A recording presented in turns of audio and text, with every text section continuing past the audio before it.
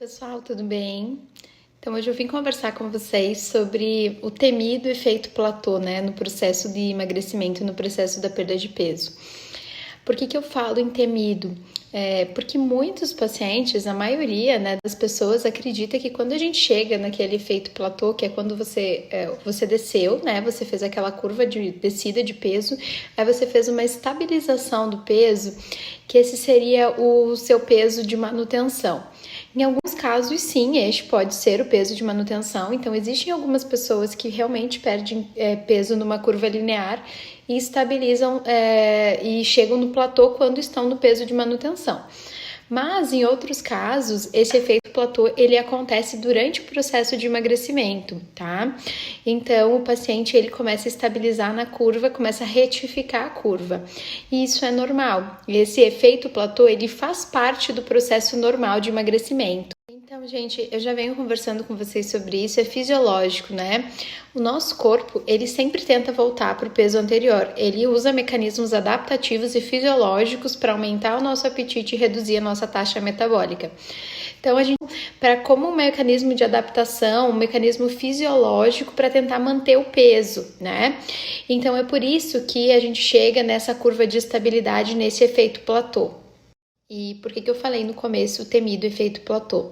Porque tem muita gente que quando chega, né, nessa curva de estabilidade, desanima desse processo de perda de peso e acaba achando que aquele é o peso mínimo que ela vai conseguir e acaba desanimando e aos poucos reganhando isso. Pode acontecer o reganho do peso, né? Então, desistir do tratamento no efeito platô não é o ideal, né? Suspender as medicações, suspender a dieta, atividade física, porque é esse o momento em que o corpo ele está ávido, né, pela absorção de nutrientes, pela absorção de calorias e reganho do peso, né?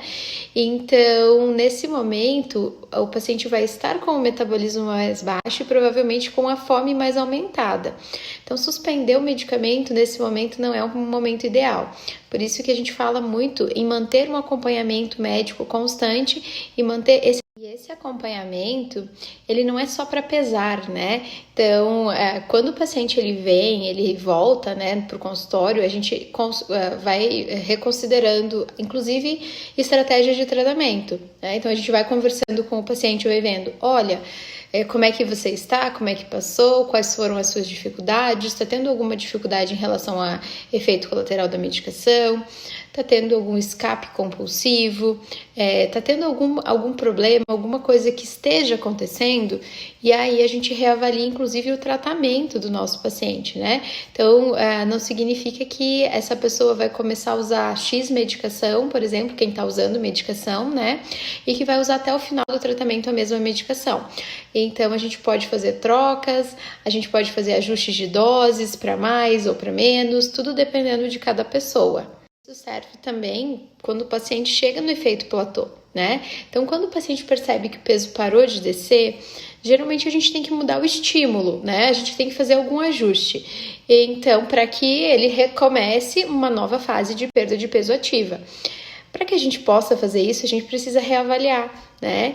Então, a gente pode optar por estratégias alimentares, a gente pode intensificar a atividade física, a gente pode fazer modificação da medicação.